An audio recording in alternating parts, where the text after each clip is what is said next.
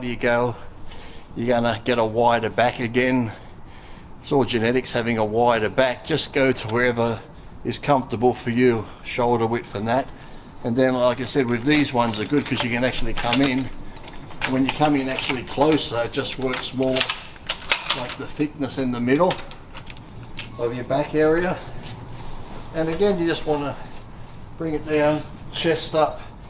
You know, you can, like I said, if you get fatigued, you can go back a little bit, but not to the point where you're doing this, like rocking, you know, so like if your training partner's behind you, you're like head-butting him when you you go back. So you pretty much want to stay upright and really just squeeze your lats.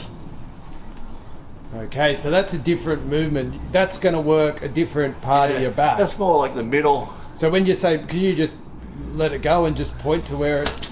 I can't really, a bit like more, like out here, works like your lats, this area. In closer would be more, say, like the middle of your back, your traps, and all down that area. So like I said, they can, you know, back in the old days, I'd say this was for width. Yeah. Even though it does make you thicker, but this was more for the middle thickness.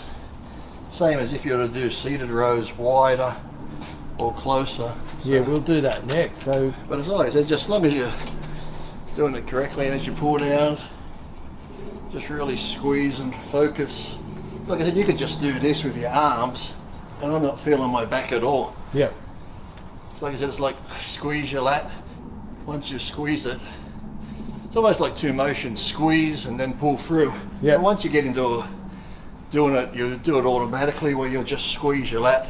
Well, I'm just going to get your elbow position, and you can do it without weight, just to show. Can you do a lat pull down with no weight, just really slowly, just so we can see how your arms track? Like that. Yeah, there you go. And that's what people should probably do. Do it without the bar, just so you're engaging. Yeah, because you'll feel your back if you do it enough. Okay, I'm just going to go from behind. Here we go. If you do it enough, you'll feel your back squeezing like that. And that's like I said, once you get that feel, then if you've got like a machine, maybe just put on 30 pounds, just so you feel what it's like with a little bit of weight. Then just try and keep that same feeling as you go heavy. If you start losing that feeling in your back, then you know it's going to be more arms than actually back. And can I just get you to do the same thing with close grip? Just no weight, just... I think just you'll be here, and you just... This one you're almost coming down, like you're pulling like that, squeezing your elbows back and chest up, so you like that.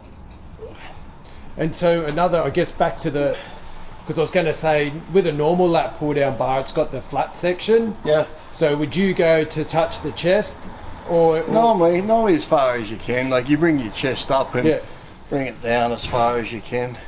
You know, sometimes you see people, I can't do it with this, but I've seen people that hold the bar and they'll bring it down here. Yeah. You don't want to bring it right down here. Pretty much just do here. And it's more your final elbow position. Yeah, as long as you just get that good contraction. So what would be your set and rep range for lat pull downs? I'd say anywhere from 8 to 12. 8 to 12, and I always do like 4 to 5 sets on each. Wide, 4 or 5 wide, 4 or 5 close. Here we go. Here's trouble. And I've already. So what about a supinated or reverse grip? Yeah, not bad if you do. I don't know if I could do it on this one, but yeah. Well, it's almost like the same as that. Doing it this way, just as I said, also just works you. Probably if I had like a normal bar, I'd probably be in here.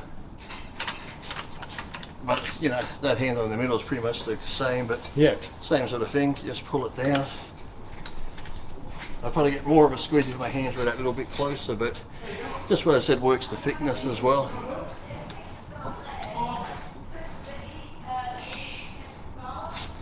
Like I said, this was like a normal, like I said, round bar. I'd probably be in a bit closer, with just like an inch in between. Same sort of thing, pulled it down, but you're just pulling it that way. And do you do that much or not? Yeah, I've always done it. Yep. And if you can't do all that, what about imaginary lat syndrome? Yeah, that's it. Just leave your coat hanger in your shirt and walk like this. Yeah. And which is weird, because I do see a lot of people walk like that and they don't have one bit of back muscle on them, and yet, you know, back in the day, Dorian, and I saw some of the biggest backs in the world, and to see them walk, they're just like this. But then the guy weighing 120 going through the shopping centre, there you go. And I'm like, so don't walk like a fucking idiot is what I'm trying to say. You look like a retard. I don't know why whoever thought they started to look like that. I actually even saw it the other day. I was out somewhere, and you can tell the guy went to the gym, like, because he had that look, didn't really have any muscle, but in his mind. Was he, did he, how many jumpers did he have on?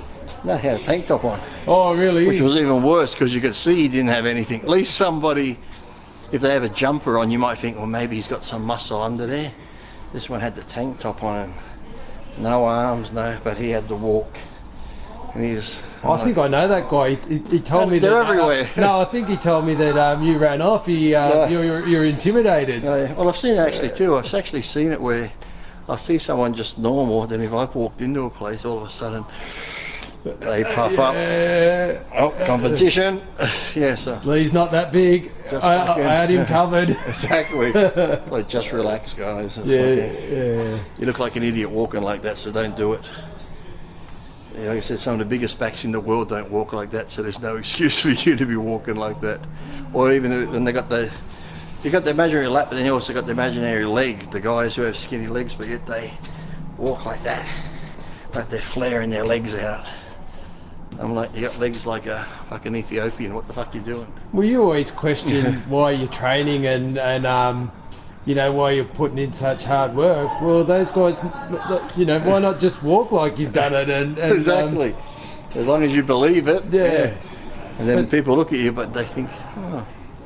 No, like if you had muscle and you walk like that, you could probably go, oh, he's got a lot of muscle. Fuck, he must be muscle bound. But when you walk like that, you don't have anything. You're a fuckwit. But I think that's just been the best advice for people. Just, especially guys that are starting out, it's not about how much weight, especially on just feeling it. Feel the contraction, feel the back. Because like I said, sometimes even when I come here and demonstrate, like just demonstrating it, because I'm going slower and squeezing it, I feel it more sometimes doing this than when I'm at home training it. Because sometimes I'll even forget and just start pulling and not really contracting, but because I'm contracting on the video, I can go lighter and actually feel it more. So leave the ego when it comes to back at the door.